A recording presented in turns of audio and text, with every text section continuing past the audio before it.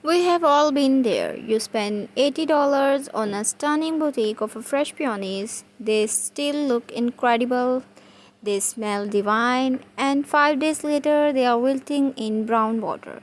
It's literal fading investment. But what if your flower never dies? What if they didn't need water, didn't trigger allergies, and stay in blooming for years? Today I am showing you the way of crochet bouquets are taking over Etsy and Shopify.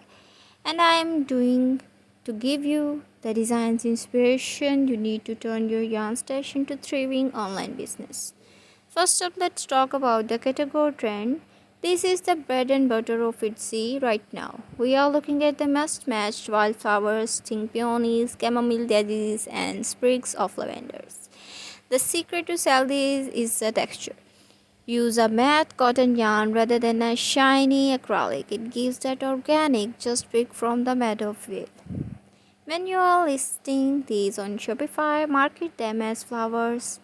Wildflower, they are perfect for housewarming gift or beside table decor because they add warmth without the maintenance. If boho isn't your vibe, look toward minimalism. Mono crochet bouquet like all white tulips or cream colored calla lilies appeals to the completely different customer, the modern professional. These are great for office decor or sleek apartment styling. To make these stand out, online focus on the stem. Use high quality floral wire wrapped tightly in deep forest grain yarn. When the structure is sturdy, the perceived value goes up on Shopify.